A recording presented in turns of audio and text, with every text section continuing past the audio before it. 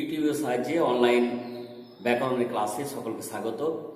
আমরা দশম শ্রেণীর কারক, সমাস, বাক্য এই তিনটি মূল অধ্যায় শেষ করেছি। এবার আমরা নিয়ে আসছি বাচ্য প্রসঙ্গে। আজকে মূলত আমরা শুরু করছি এই বাচ্য আলোচনায়। তাহলে আমরা সরাসরি শুরু করে দিচ্ছি। বাচ্য অর্থাৎ ইংরেজিতে যাকে বলা হচ্ছে ভয়েস, ঠিক আছে। এই বাচ্য শব্দটি ব্যুৎপত্তিগত অর্থ হচ্ছে বজ ধাতু যুক্ত যত বা অন্তস্থ জ প্রত্যয়, ঠিক আছে। বজ ধাতু যুক্ত জ প্রত্যয়, এই বজ যুক্ত জ এর ব্যুৎপত্তিগত অর্থ অর্থাৎ এর অর্থ হচ্ছে বলার যোগ্য। বলার যোগ্য প্রকৃতপক্ষে একে আমরা বলছি বাক্যের বাচন ভঙ্গি, ঠিক আছে। বাক্যের বাচন ভঙ্গি কেন বলা হচ্ছে? কারণ আমরা বিভিন্নভাবে যখন কথা বলি, মনের ভাব প্রকাশ করি, তখন আমরা লক্ষ্য করেছি যে একটা বাক্যের মধ্যে কর্তা, কর্ম এবং ক্রিয়ার অবস্থানটা একটু এদিক ওদিক হয়ে যায়। অর্থাৎ কর্তার সঙ্গে ক্রিয়াপদের কখনো সম্পর্ক থাকে, কখনো আমরা দেখেছি যে কর্মের সঙ্গে ক্রিয়াপদের সম্পর্ক থাকে। এছাড়া আমরা অনেক সময় দেখেছি যে কর্তা নয়, কর্ম নয়, ক্রিয়াপদটি নিজেই যেন কার্য সম্পন্ন করছে। এই বিষয়টি হচ্ছে বাচ্য, ঠিক আছে। তাহলে আমরা এরপরে চলে যাচ্ছি ব্যুৎপত্তিগত অর্থের পরেই বাচ্যের সংজ্ঞা প্রসঙ্গে। বাচ্য কাকে বলে সংজ্ঞা আমাদের জানা দরকার। বাক্যের ক্রিয়া, কর্তা, কর্ম ইত্যাদি যে কোনো একটিকে প্রধান রূপে বোঝাবার শক্তিকে বলা হচ্ছে বাচ্য, ঠিক আছে। তাহলে একটি বাক্যের মধ্যে কর্তা, কর্ম, ক্রিয়াপদ থাকে, তাদের যে কোনো একটিকে প্রধান রূপে প্রতিপন্ন করতে হবে। অর্থাৎ আমরা যখন দেখি কর্তার প্রাধান্য, কখনো দেখি কর্মের প্রাধান্য, কখনো ক্রিয়াপদের প্রাধান্য, একই ব্যাপার ঘুরে ফিরে সে একই কথা আসছে। এখানে তিনটি উদাহরণ দেওয়া হয়েছে। যেমন পুলিশ চোরটিকে ধরলো, ঠিক আছে, প্রথম উদাহরণ। দ্বিতীয় উদাহরণ হচ্ছে পুলিশ কর্তৃক চোরটি ধৃত হলো। 3 নম্বর উদাহরণে বলা হচ্ছে পুলিশের চোর ধরা হলো। তাহলে এখানে লক্ষ্য করলে আমরা কি দেখতে পাচ্ছি যে ধরলো, ধৃত হলো আর ধরা হলো, এই ক্রিয়াপদগুলি আস্তে আস্তে পরিবর্তন হচ্ছে। কিসের জন্য পরিবর্তন হচ্ছে না, কখনো আমরা দেখছি যে একটি বাক্যের মধ্যে যে কর্তা, যেমন প্রথম বাক্যে পুলিশ চোরটিকে ধরলো, তাহলে ধরলোর সঙ্গে কার সম্পর্ক আছে? পুলিশের। পুলিশ ধরলো, কাকে ধরলো? চোরটিকে। তাহলে পুলিশের সঙ্গে ধরলো ক্রিয়াপদের সম্পর্ক, অর্থাৎ এখানে কর্তার প্রাধান্য আছে। এই 2 নম্বর আমরা দেখছি পুলিশ কর্তৃক চোরটি ধৃত হলো, এখানে পুলিশের চাইতেও চোরটিকে বেশি প্রাধান্য দেওয়া হচ্ছে, ঠিক আছে। অর্থাৎ বাক্যে কর্মের প্রাধান্য দেওয়া হচ্ছে। এখানে চোর হচ্ছে কর্ম, চোরটি ধৃত হলো, সেই ক্ষেত্রে ক্রিয়াপদটি পাল্টে গেল। আগে আমরা দেখেছি পুলিশ ধরলো, এখানে কিন্তু পুলিশ আর ধরলো হলো না, চোরটি ধৃত হলো, তাই চোরের সঙ্গে ক্রিয়াপদের সম্পর্কে চলে গেল। 3 নম্বর পয়েন্টে আমরা দেখছি যে পুলিশের চোর ধরা হলো, অর্থাৎ এখানে পুলিশের সঙ্গে এর বিভক্তি যোগ করা হলো, অর্থাৎ একে গৌণ করে দেওয়া হলো। এবং চোরকেও খুব একটা বেশি প্রাধান্য দেওয়া হচ্ছে না, এখানে বলা হচ্ছে কি ধরা হলো, অর্থাৎ এই ধরা হলোকে বেশি প্রাধান্য দেওয়া হচ্ছে। এখানে ক্রিয়াপদটি মূল, ঠিক আছে। তাহলে এই যে বাক্যের বিভিন্ন রকম ভঙ্গি, কখনো কর্তার সঙ্গে ক্রিয়ার সম্পর্ক, কখনো কর্মের সঙ্গে ক্রিয়ার সম্পর্ক, কখনো আমরা দেখতে পাচ্ছি যে ক্রিয়াপদ নিজে কার্যটি সম্পন্ন করছে, অর্থাৎ তাকে প্রধান রূপে আমরা প্রতিপন্ন করছি। এই জন্যই বাচ্যকে আমরা প্রধানত 3টি ভাগে ভাগ করব। কর্তার প্রাধান্যের ভিত্তিতে কর্তৃবাচ্য, কর্মের প্রাধান্যের ভিত্তিতে কর্মবাচ্য, এবং ক্রিয়াপদের যখন প্রাধান্য সূচিত হয় তখন তাকে আমরা বলছি ভাববাচ্য। এছাড়াও আমাদের এই বাংলা ব্যাকরণে এই 3টি বাচ্যকে বাদ দিয়েও আরেকটি বাচ্য সম্পর্কে আলোচনা করা হয়, তার নাম হচ্ছে কর্মকর্তী বাচ্য। অতএব আমরা বলতে পারি যে বাচ্যকে আমরা 4টি ভাগে ভাগ করি, ঠিক আছে। মূল কিন্তু 3, যেহেতু সিলেবাসে অন্তর্ভুক্ত হয়েছে এবং এই বিষয়টি অনেক বিতর্কিত বিষয়। এখনো ব্যাকরণবিদ যারা আছেন বা ভাষা বিজ্ঞানী আছেন তাদের মধ্যে অনেক আলাপ আলোচনা চলছে যে কর্মকর্তী বাচ্য আদৌ আলাদাভাবে তাকে বাচ্চার মধ্যে রাখা যায় কিনা। কিন্তু যেহেতু এখন আমরা সিলেবাসের মধ্যে রেখেছি, আমরা এইভাবে বলবো বাচ্য 4 প্রকার, ঠিক আছে। এবার প্রথমে আমরা চলে যাচ্ছি কর্তৃবাচ্য প্রসঙ্গে। এই কর্তৃবাচ্যে আগেই বলেছি যে বাক্যের মধ্যে কর্তার প্রাধান্য যখন সূচিত হয় তখন তাকে আমরা বলছি কর্তৃবাচ্য। এই যে ভয়েস বলেছি, এই কর্তৃবাচ্যকে বলা হচ্ছে অ্যাক্টিভ ভয়েস, ঠিক আছে। তাহলে ক্রিয়ার দ্বারা বাক্যে কর্তার প্রাধান্য সূচিত হলে সেই বাচ্যকে কর্তৃবাচ্য বলে। এটি আর বারবার বলার কোনো প্রয়োজন নেই। একটু সচেতন ভাবে যদি আমরা লক্ষ্য করি, কখনো কর্তার প্রাধান্য তাহলে কর্তৃবাচ্য, কর্মের প্রাধান্য হলে কর্মবাচ্য, ক্রিয়াপদের প্রাধান্য হলে ভাববাচ্য, সহজে মনে রাখা যায়। তবু উদাহরণের সাহায্যে বুঝিয়ে দিতে হবে বিষয়টা। তাহলে এখানে কর্তা প্রাধান্যের কথা বলা হচ্ছে, যেমন পরীক্ষায় পাস করেছে, পাস করেছে কে? পরীক্ষিত। পরীক্ষিতের সঙ্গে ক্রিয়াপদের সম্পর্ক আছে, সেই জন্য পরীক্ষিত হলো কর্তৃবাচ্য। ঠিক আছে, এই কর্তৃবাচ্যের কয়েকটি বৈশিষ্ট্য আছে, বৈশিষ্ট্যগুলি আমাদের জেনে রাখা দরকার। কর্তৃবাচ্যের বৈশিষ্ট্য প্রসঙ্গে আলোচনায় প্রথমে আমরা বলবো যে কর্তৃবাচ্যের ক্রিয়া অকর্মক ও সকর্মক দু রকমের হতে পারে। অকর্মক সকর্মক বিষয়টা কি না, বাক্যের মধ্যে ক্রিয়াপদে যদি কর্ম থাকে তাহলে সেটি সকর্মক ক্রিয়া, আর যদি কর্মপদ না থাকে তাহলে সেটি হয়ে যায় অকর্মক ক্রিয়া। তাহলে আমরা দেখছি যে কর্তৃবাচ্যের ক্রিয়া সকর্মক এবং অকর্মক দুটোই হতে পারে। ঠিক আছে, যেমন তোমরা আসছো কখন, এটি হচ্ছে অকর্মক ক্রিয়ার উদাহরণ। কেন? ক্রিয়াপদকে যখন আমরা কি এবং কাকে দিয়ে প্রশ্ন করব, যদি উত্তর পায় তাহলে কর্ম আছে ধরে নেব, যদি উত্তর না পায় তাহলে দেখবো কি সেখানে কর্ম নেই। তাহলে তোমরা আসছো কখন, তোমরা কি নেই, কাকে নেই, তাহলে এটি অকর্মক ক্রিয়ার উদাহরণ। কিন্তু যদি আমরা বলি অপূর্ব কি ভাত খেয়েছে, তাহলে আমরা জিজ্ঞাসা করছি অপূর্ব কি খেয়েছে, তাহলে ভাত। এখানে কি দিয়ে প্রশ্ন করলাম ক্রিয়াপদকে, উত্তর পেয়ে গেলাম। তাহলে অপূর্ব কি ভাত খেয়েছে বা অপূর্ব ভাত খেয়েছে, যদি জিজ্ঞাসা ছিল নাও দিই, তাহলে কি খেয়েছে অর্থে ভাত, এখানে কর্ম আমরা পেয়ে যাচ্ছি। তাহলে বাচ্চার ক্ষেত্রে এই যে কর্তৃবাচ্যের কথা বলা হচ্ছে, কর্তৃবাচ্য অকর্মক এবং সকর্মক দুটোই হতে পারে। 2, কর্তৃবাচ্য সাধারণত শূন্য বিভক্তি যুক্ত হয়। সাধারণত শূন্য বিভক্তি যুক্ত হয়, তবে কোনো কোনো সময় আমরা অনেক বাক্য লক্ষ্য করেছি এ এবং তে বিভক্তি প্রয়োগ দেখা যায়। যেমন এখানে বিভক্তিযুক্ত কর্তৃবাচ্য পরে আমরা একটা উদাহরণের সাহায্যে বুঝিয়ে দিয়েছি। পাগলে কি না বলে, পাগল যুক্ত এ সমান পাগলে কি না বলে, এখানে এই বিভক্তি আছে। কিন্তু সূর্য ওঠে, এই সূর্য ওঠে, সূর্য পদটিকে লক্ষ্য করলে আমরা কি দেখবো, এখানে কোনো বিভক্তি নেই, অর্থাৎ শূন্য বিভক্তি ধরা হয় এখানে। ঠিক আছে, এরপর আমরা চলে যাচ্ছি 3 নম্বর পয়েন্টে। কর্তৃবাচ্যে কর্তাই কিন্তু প্রধান হয়। এটা বারবার বলা হচ্ছে, সংজ্ঞাতেও আমরা উল্লেখ করেছি যে যদি কর্তা প্রাধান্য সূচিত হয় তাহলে অবশ্যই কর্তৃবাচ্য হবে। তাহলে কর্তৃবাচ্যে কর্তা প্রধান, আর কর্তা কি হয়, বাক্যের উদ্দেশ্য অংশে বসে। আমরা বাক্য প্রসঙ্গে আলোচনা করেছি, উদ্দেশ্য এবং বিধেয় বিষয়টি অনেক বিস্তারিতভাবে আলোচনা করা হয়েছে। তাহলে এই বাচ্যের ক্ষেত্রে আমরা দেখছি বিশেষ করে কর্তৃবাচ্যে কর্তা প্রধান এবং এই কর্তা বাক্যের উদ্দেশ্য অংশে অবস্থান করে। যে কোনো একটা উদাহরণ দিয়ে দেখিয়ে দিলে, ঠিক আছে। এরপর আমরা চলে যাচ্ছি 4 নম্বর পয়েন্টে। দ্বিকর্ম ক্রিয়ার কর্তৃবাচ্যে মুখ্য কর্মে শূন্য বিভক্তি, গৌণ কর্মে কে রে বিভক্তি হয়। ঠিক আছে, দ্বিকর্ম এই বিষয়টি আমরা ক্রিয়াপদের বৈচিত্র্য প্রসঙ্গে যখন যাবো আলোচনা করবো। অনেক সময় দেখা যায় কি একটি বাক্যের মধ্যে দুটি কর্ম থাকে, ক্রিয়াপদের দুটি কর্ম থাকে। তো যেটি প্রধান তাকে মুখ্য কর্ম, যেটি অপ্রধান তাকে গৌণ কর্ম বলবো। তো এখানে আমরা দেখছি যে দ্বিকর্ম ক্রিয়া যদি হয় কর্তৃবাচ্যের ক্ষেত্রে, তাহলে যেটি মুখ্য কর্ম সেই মুখ্য কর্মের সঙ্গে শূন্য বিভক্তি হয়। এখানে একটা উদাহরণ দিয়েছি, রঞ্জনবাবু আমাকে ইংরেজি পড়ান। ঠিক আছে, এটা বিষয়টা বলে নিই। যেটা প্রাণীবাচক সেটি হয় গৌণ কর্ম, আর যেটি অপ্রাণীবাচক অর্থাৎ বস্তু সেটি হচ্ছে মুখ্য কর্ম। তাহলে এখানে মুখ্য কর্ম কোনটি? মুখ্য কর্ম হচ্ছে ইংরেজি। তাহলে ইংরেজি শব্দের সঙ্গে কি যুক্ত হয়েছে? শূন্য বিভক্তি যুক্ত হয়েছে। কিন্তু গৌণ কর্মী কাকে পড়ান? আমাকে। এই আমার সঙ্গে কি যুক্ত হয়েছে? কে বিভক্তি। ঠিক আছে, তাহলে আমার মিলে গেল মোটামুটি বৈশিষ্ট্য। ঠিক আছে, এরপর আমরা চলে যাচ্ছি 5 নম্বর পয়েন্টে।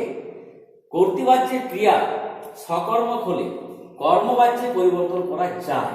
এটাও একটু বিতর্কিত বিষয়, অনেক উদাহরণ দিয়ে অনেকে বিষয়টি বুঝিয়েছে। তবু সাধারণভাবে যেটা আমরা লক্ষ্য করেছি যে কর্তৃবাচ্যের ক্রিয়াটি যদি সকর্মক হয়, অর্থাৎ যদি কর্ম থাকে, কর্মপদ থাকে, তাহলে কর্মবাচ্যে পরিবর্তন করা যায়। অর্থাৎ কর্তৃবাচ্য থেকে কর্মবাচ্য রূপান্তরের যে নিয়ম, তখন আমরা বিষয়টা আরো বিস্তারিতভাবে আলোচনা করব। এখন এই বিষয়টি মনে রাখলে যথেষ্ট। আর কর্তৃবাচ্যের ক্রিয়াটি যদি অকর্মক হয়, অকর্মক হলে তাকে আমরা ভাব বাচ্যে পরিবর্তন করতে পারবো। ঠিক আছে, তাহলে কর্তৃবাচ্যের ক্রিয়া সকর্মক হলে কর্মবাচ্যে পরিবর্তন হয়, আর অকর্মক হলে ভাব বাচ্যে পরিবর্তন করা যায়।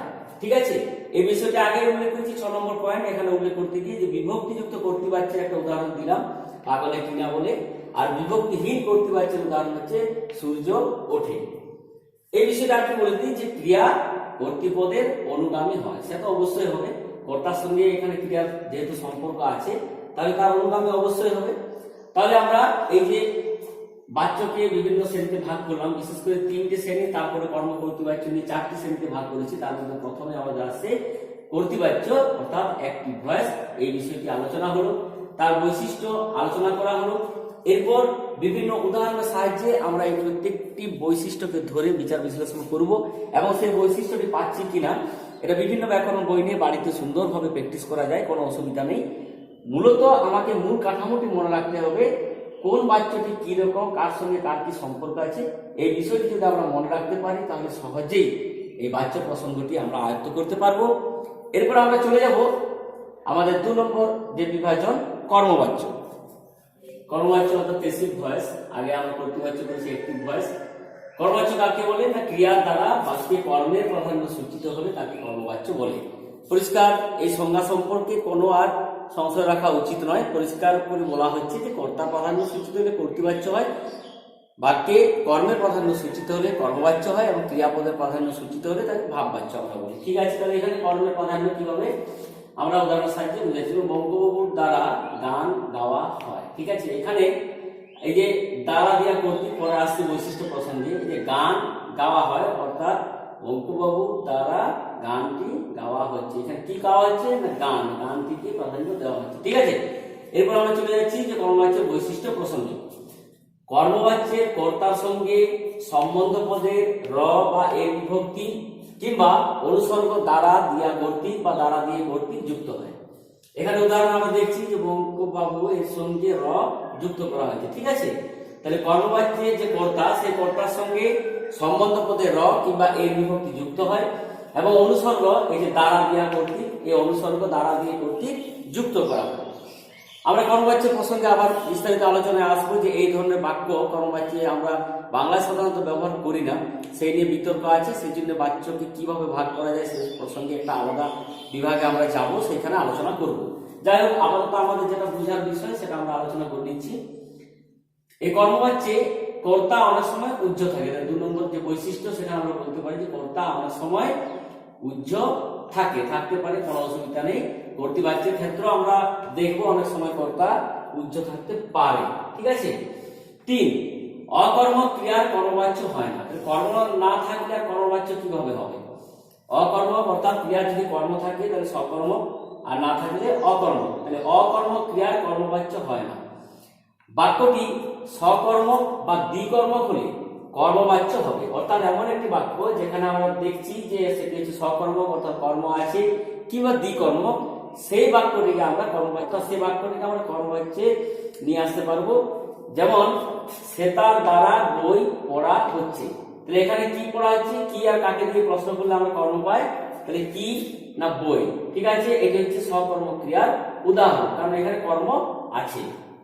এরপর দ্বিকর্ম ক্রিয়ার একটি উদাহরণ আমরা চলে যাচ্ছি যে মায়ের দ্বারা শ্যামকে ভাত দেওয়া হচ্ছে। এখানে এই ক্রিয়াপদ দেওয়া হচ্ছে, তাহলে কি হচ্ছে, ভাত, কাকে, শ্যামকে। এখানে দ্বিকর্ম ক্রিয়ার 2টি কর্ম আমরা পাচ্ছি, একটা প্রাণীবাচক আর একটা হচ্ছে অপ্রাণীবাচক, দুটো এখানে উপস্থিত আছে। ঠিক আছে, তাহলে মিলে গেল আমার উদাহরণের সঙ্গে বৈশিষ্ট্যটি। 4 নম্বর পয়েন্টে আমরা চলে যাচ্ছি। কর্মবাচ্যে কর্মপদটি সাধারণত শূন্য বিভক্তি হয়। সাধারণত শূন্য বিভক্তি হয়, কোনো কোনো সময় বিভক্তি বসতে পারে। কিরকম, যেমন গানটি গীত হচ্ছে, তাহলে কর্মবাচ্যে এখানে কি গীত হচ্ছে, গান। এখানে কি আছে, নির্দেশক আছে, তাহলে বিভক্তি নেই, এটা শূন্য বিভক্তি। ঠিক আছে। 5 নম্বর পয়েন্টে আমরা বলতে পারি যে কর্তৃবাচ্যের মৌলিক বা যৌগিক ক্রিয়া যখন আমরা কর্মবাচ্যে নিয়ে আসছি, সেই কর্মবাচ্যের ক্ষেত্রে সংযোগমূলক ক্রিয়ায় পরিণত হয়ে যায়। এই ক্রিয়াপদের যে বৈশিষ্ট্য বা ক্রিয়াপদের যে আলোচনা, সেখানে আমরা সংযোগমূলক ক্রিয়া, যৌগিক ক্রিয়া, যুক্ত ক্রিয়া ইত্যাদি ক্রিয়াপদগুলি পাবো। ঠিক আছে, তাহলে এখানে মূলত কর্তৃবাচ্য যেটা মৌলিক অর্থাৎ যে ক্রিয়াটা বিশ্লেষণ করা যায় না সেটা হচ্ছে মৌলিক, এবং যৌগিক অর্থাৎ যুক্ত, সেই ক্রিয়া যখন কর্মবাচ্যে আমরা পাচ্ছি সেখানে কিন্তু সংযোগমূলক ক্রিয়ায় পরিণত হয়ে যাচ্ছে। সংযোগমূলক ক্রিয়াটা কি না, বিশেষ বিশেষণ অব্যয়ের সঙ্গে কর, হ, কাট, ছাড়, দে, নে, পা ইত্যাদি যুক্ত করা হবে। ঠিক আছে, একটি উদাহরণ দিলে বিষয়টি পরিষ্কার হবে। যেমন আরেকটি বিষয়টা বলিনি যে বাংলায় কর্মবাচ্যে ক্রিয়ার কোনো রূপ হয় না বলে এর সঙ্গে এটা যুক্ত আছে। আমাদের বাংলা ভাষায় মূলত কর্মবাচ্য ক্রিয়ার এখানে কোনো রূপ হয় না, সেই জন্য ক্রিয়াবাচক বিশেষণের সঙ্গে একটি হ ধাতু যোগ করে কর্মবাচ্যের ক্রিয়া গঠিত হয়। হ ধাতু। আমরা আগে বললাম যে সংযোগমূলক ক্রিয়া কর, হ, কাট, ছাড়, দে, নে, পা, তাহলে কর, হ, কাট ইত্যাদি। ঠিক আছে, তাহলে এখানে উদাহরণ দেওয়া হচ্ছে যে ডাক্তার, ডাকা, হোক, এই ক্রিয়াপদ অর্থাৎ সংযোগমূলক ক্রিয়ার সঙ্গে আমরা কি, যে ডাকার সঙ্গে কি যুক্ত হলো, হ, এই হ দিয়ে আমরা ক্রিয়াপদটি তৈরি করলাম, এটি হচ্ছে সংযোগমূলক ক্রিয়া। ঠিক আছে, মূলত বৈশিষ্ট্যটি বোঝা গেল। এরপরে কর্মবাচ্যের ক্রিয়া কর্তারূপী কর্মের পুরুষ ও ক্রিয়ার কাল অনুযায়ী গঠিত হয়। এটা তো ঠিকই আছে, কর্মবাচ্যের যে ক্রিয়া সেখানে কর্তারূপী কর্মের যে পুরুষ এবং ক্রিয়ার কাল অর্থাৎ টেন্স অর্থাৎ সময় সেই অনুযায়ী গঠিত হয়।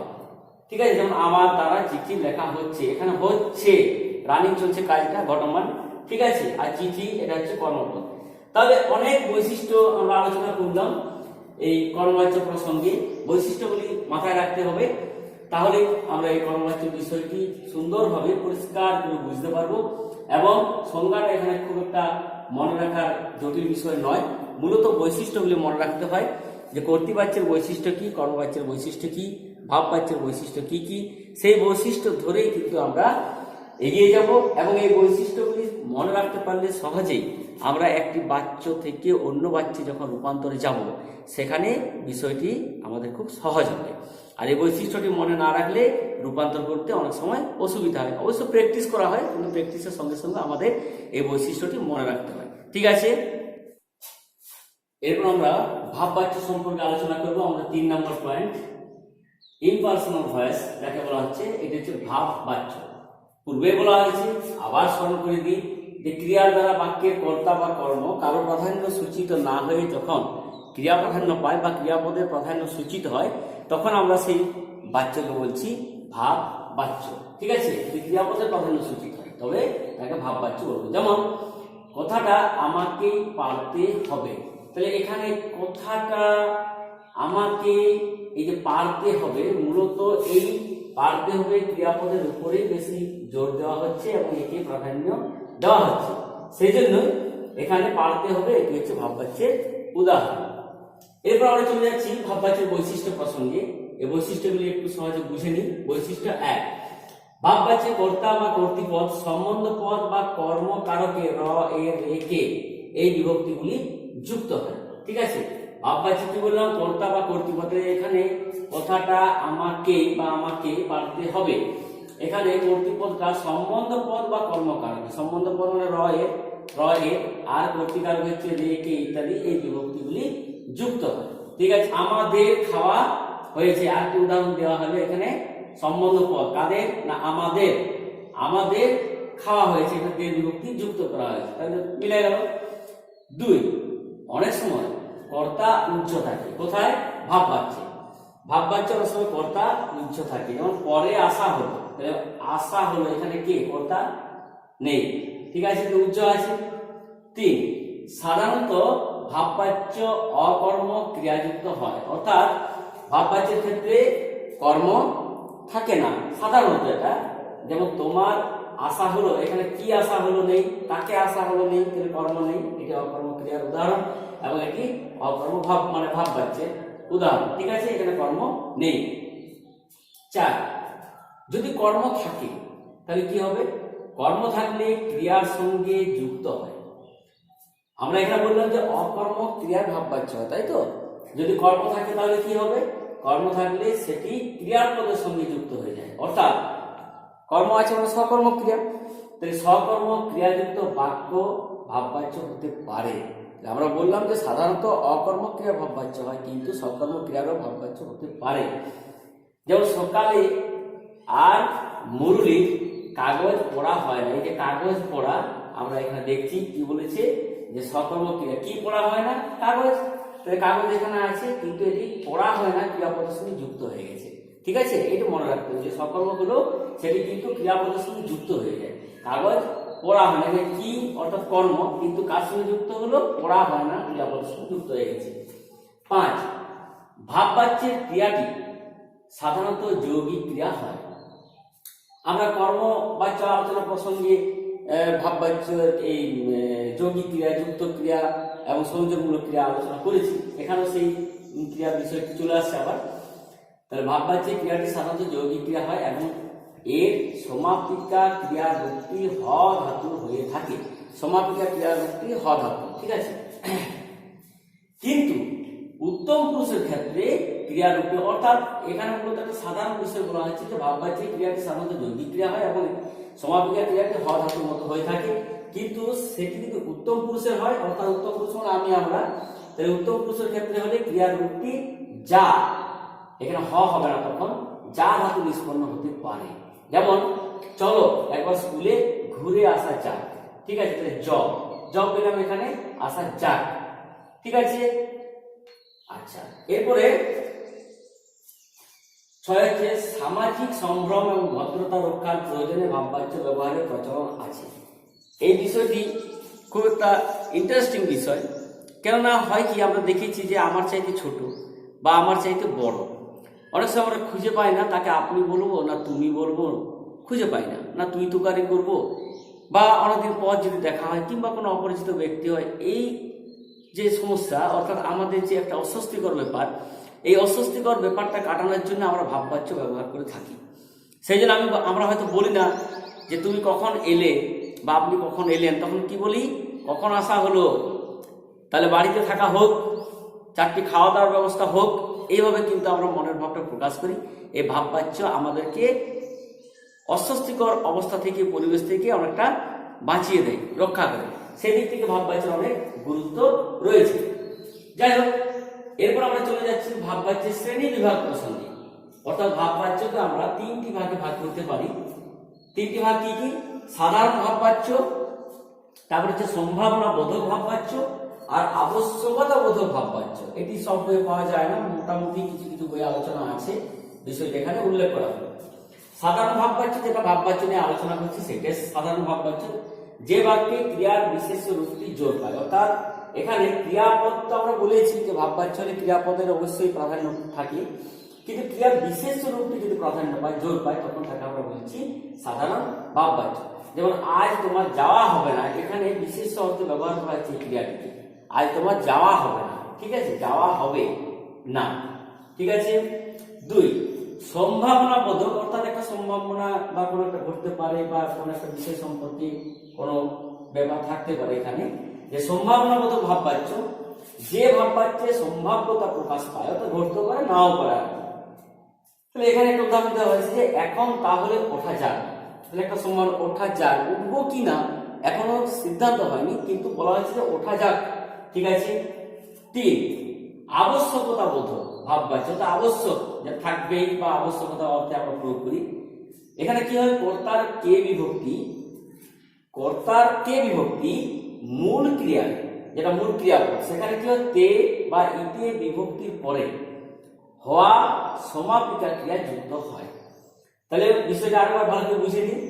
কর্তা পদ, এর সঙ্গে কে বিভক্তি, ঠিক আছে, তার সঙ্গে মূল ক্রিয়াপদ যেটি, সেই মূল পদের তে বা ইতে বিভক্তির পরে এই তে বা ইতে বিভক্তি থাকছে, তারপরে হওয়া সমাপিকা ক্রিয়া যুক্ত। যেমন একটা উদাহরণ দিলাম যে তোমাকে বাঁশি বাজাতে হবে, তাহলে এখানে আমি বৈশিষ্ট্য অনুযায়ী চলে যাচ্ছি। কর্তায় কে বিভক্তি, তোমাকে, এই যে তুমি কর্তা, তার সঙ্গে কে বিভক্তি যুক্ত করা হয়েছে, ঠিক আছে। মূল ক্রিয়া তে বা ইতে বিভক্তির পর, তাহলে মূল ক্রিয়াপদ কি, বাজাতে হবে, এখানে বাজাতে, এই বাজাতেটার সঙ্গে কি, এই বাজানোর সঙ্গে কি তে বিভক্তি যুক্ত করা হয়েছে, ঠিক আছে। তারপরে এই বিভক্তি করে হওয়া সমাপিকা ক্রিয়া যুক্ত হয়, তাহলে হবে, এটি সমাপিকা ক্রিয়া, এর সঙ্গে হ যুক্ত হয়েছে। তাহলে ঠিক আছে, বিষয়টি মিলে গেল যে আবশ্যকতা বোধক ভাববাচ্য বলতে আমরা কি বুঝি। যদি আমরা দেখি যে কর্তার সঙ্গে কে বিভক্তি আছে এবং ক্রিয়ার সঙ্গে, যেটা মূল ক্রিয়া, তার সঙ্গে তে বা ইতে বিভক্তি আছে এবং সমাপিকা ক্রিয়ার সঙ্গে যদি হ থাকে, তাহলে সেই বিষয়টিকে আমরা বলবো আবশ্যকতা বোধক ভাববাচ্য। তাহলে একটি বিষয় আমরা বুঝলাম যে ভাববাচ্যের বৈশিষ্ট্য, ভাববাচ্যের শ্রেণীবিভাগ ইত্যাদি ইত্যাদি। এরপর আমরা চলে যাচ্ছি কর্ম কর্তৃবাচ্য প্রসঙ্গে। এরপর আমরা শেষ যে শ্রেণীবিভাগ কর্ম কর্তৃবাচ্য, এই কর্ম কর্তৃবাচ্য সম্পর্কে আলোচনা করব। তাহলে এখানে কি হয়, যে বাচ্যে কর্মের প্রাধান্য অথচ কর্তা উচ্চ, কর্তা নেই, কর্মের প্রাধান্য, এরকম যদি মনে হয়, এমন যদি মনে হয় যে কর্মকর্তী নিরপেক্ষভাবে যেন স্বয়ং ক্রিয়া নিষ্পন্ন করছে, তাকে বলা হয় কর্ম কর্তৃবাচ্য, ঠিক আছে। কর্তা থাকে না এখানে, কিন্তু মনে হয় যে কর্তা, কর্মটা কি হয়, কর্তার কাজ করছে, অথচ আমরা জানি না। উদাহরণ দিলে বিষয়টি পরিষ্কার হবে। যেমন শাঁখ বাজে, শাঁখ কি কখনো নিজে থেকে বাজতে পারে? কখনো বাজে না। শাঁখকে যে বাজাচ্ছে ফু দিয়ে সে তো কর্তা, আর কি বাজছে এখানে? শাঁখ হয় কর্ম আর বাজে হচ্ছে ক্রিয়াপদ। কিন্তু এখানে এমন ভাবে বাক্যটি করা আছে বা বাক্যটি আমরা ব্যবহার করছি, শাঁখ বাজে, বাঁশি বাজে ইত্যাদি, তো মনে হচ্ছে যে শাঁখ নিজে থেকে বাজছে, অর্থাৎ ক্রিয়াটিকে সেই নিষ্পন্ন করছে। ঠিক আছে, এই জন্য এটি হচ্ছে কর্মকর্তৃবাচ্যের উদাহরণ।